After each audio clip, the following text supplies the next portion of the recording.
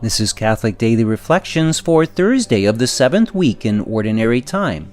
Today's reflection is entitled, Mercy for the Weak. Whoever causes one of these little ones who believe in me to sin, it would be better for him if a great millstone were put around his neck and he were thrown into the sea.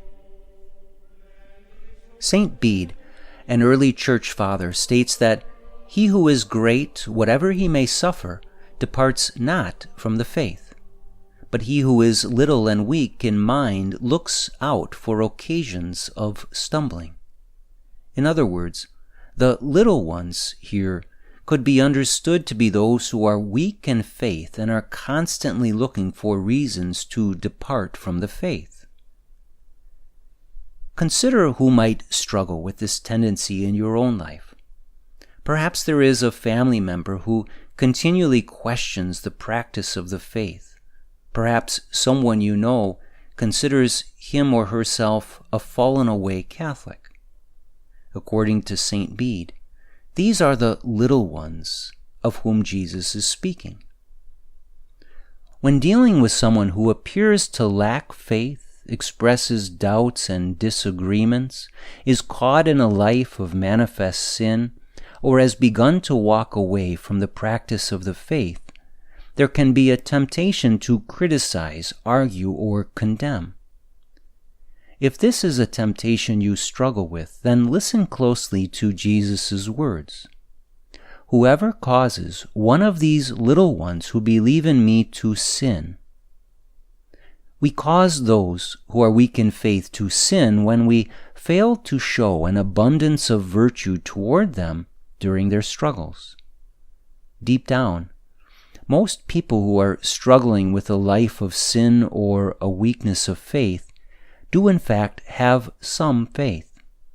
They do believe in God, but their faith is often easily shaken, and they can be easily pushed further away from God if we fail to exercise the necessary virtues of patience, compassion, and mercy they need.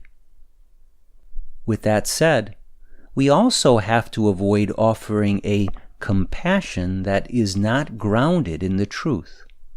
On this point, St. Gregory states, if a stumbling block is laid before men in what concerns the truth, it is better to allow the offense to arise than that the truth should be abandoned.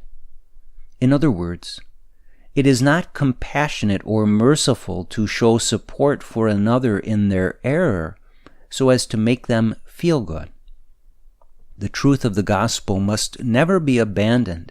Instead, that truth must always be offered with the greatest of charity, especially toward those little ones who are weak in faith. Reflect today upon the important balance that is necessary in the apostolic life. Balance does not mean compromise.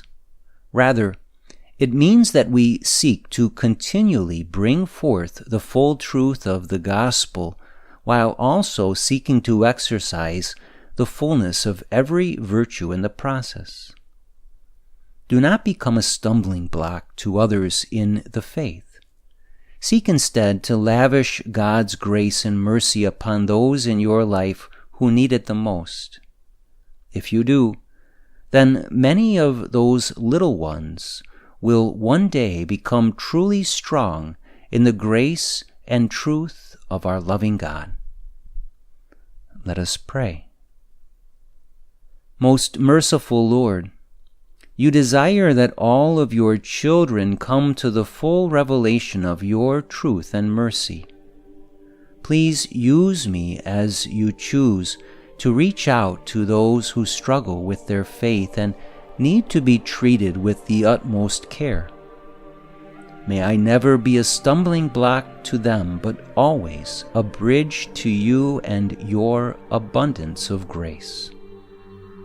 Jesus, I trust in you.